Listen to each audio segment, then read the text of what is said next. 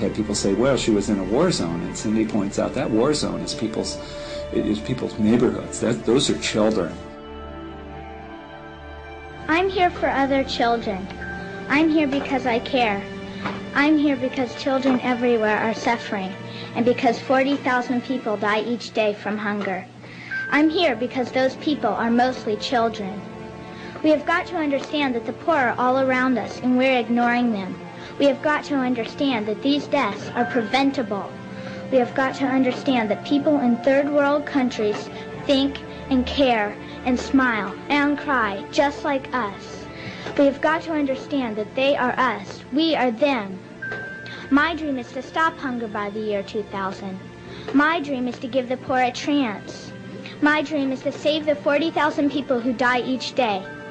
My dream can and will come true if we all look into the future and see the light that shines there.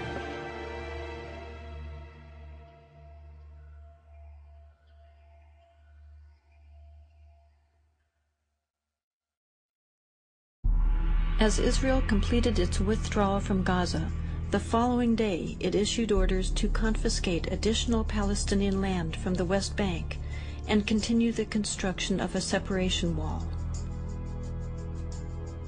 This wall is twice the height of the Berlin Wall and 4 times longer. It rips through villages, severing travel for work, health care, and education, separating farmers from their lands and families from loved ones. An Israeli study revealed that the barriers route was chosen in order to confiscate land intended for illegal settlement expansion, not for security reasons. Here you have this huge wall being constructed right in the middle of the West Bank. How can anybody believe that there's going to be the creation of a real state? It's a symbol and a reality of oppression. Anybody outside of Israel who supports a two-state solution has to be very careful, because what they mean in a two-state solution is that 90% of historical Palestine will be Israel. In the rest 10% you'll have 2 huge prison camps, one in the Gaza Strip and one in the West Bank.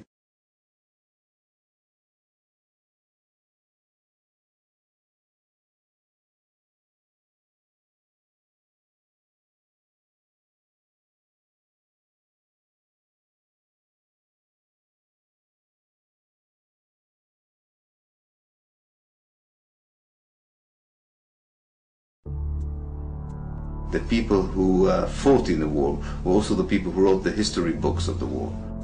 And they already had a story that they made up about what had really happened. And that story was integrated in the Israeli educational system. It was integrated in the media and the political discourse.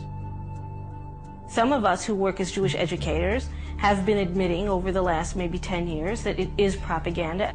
Israelis don't understand what's going on. They don't know the occupation. We began to educate ourselves.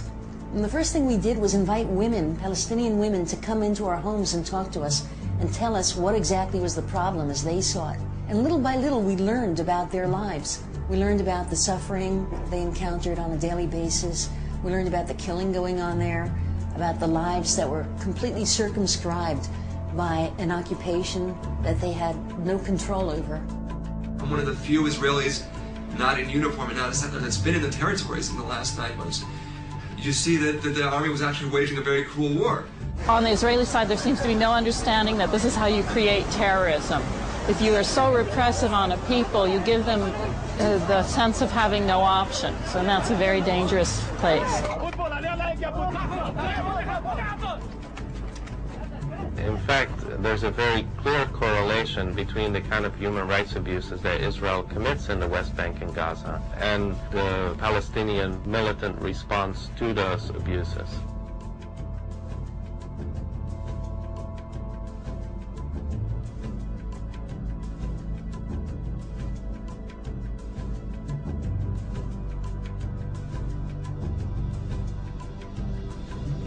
Most Israelis have very clear views. This is a very political country. And when you talk to somebody, you can argue all night. And you can go red in the face or blue in the face or whatever the color, you won't get anywhere.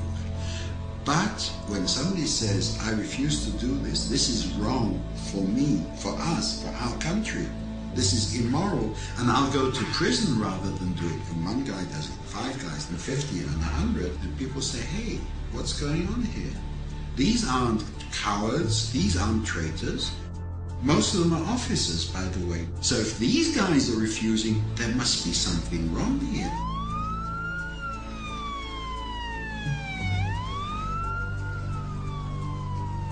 Nobody can argue with what I've seen. I mean, they may not like how I say it, or they may not like all the facts that I convey. It may sound like I'm imbalanced, but the fact is, when you're dealing with oppression, there is no balance. Even someone with a 20% open mind would reach the same conclusions that our commission reached. You could be pro-Israeli, and still, if you saw these realities, you'd have to have a completely closed mind not to come to the same conclusions that we reached.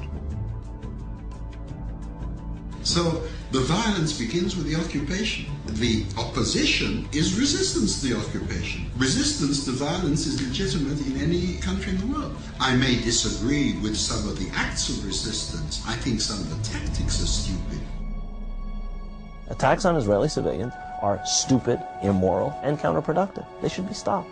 We should not use violence whatsoever, because it really destroys our intentions, and it destroys our position, which is in the higher moral standing.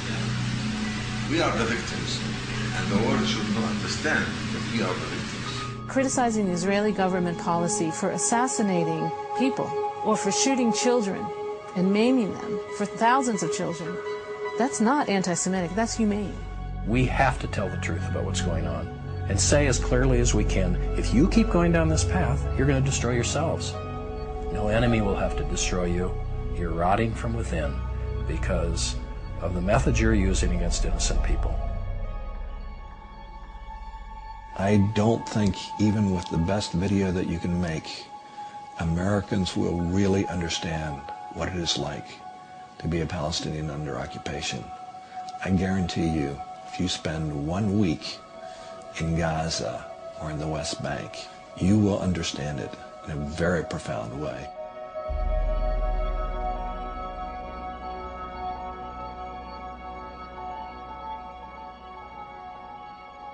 All the wars of independence, you can start if you want with the war of independence of the United States. They said no taxation without representation.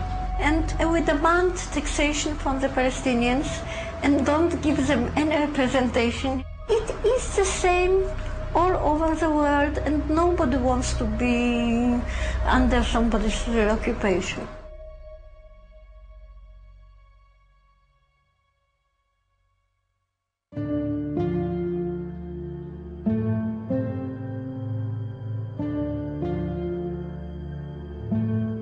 As an Israeli, we go to India and to South America to meet the Native American Indians. We're looking for these indigenous people with some kind of more rooted wisdom, and they're right here.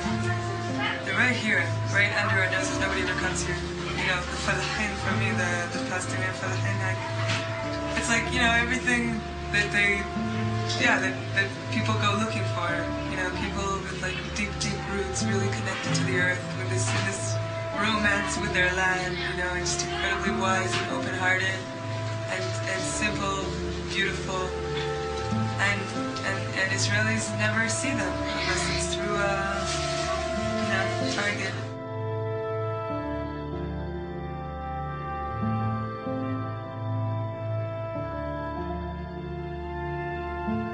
I wish that people knew what was really going on here, and I wish that people could see these people through my eyes. That's what often I'm looking at people and they're so incredibly beautiful, and I'm just thinking, I wish that Israelis could for 1 minute see them through my eyes.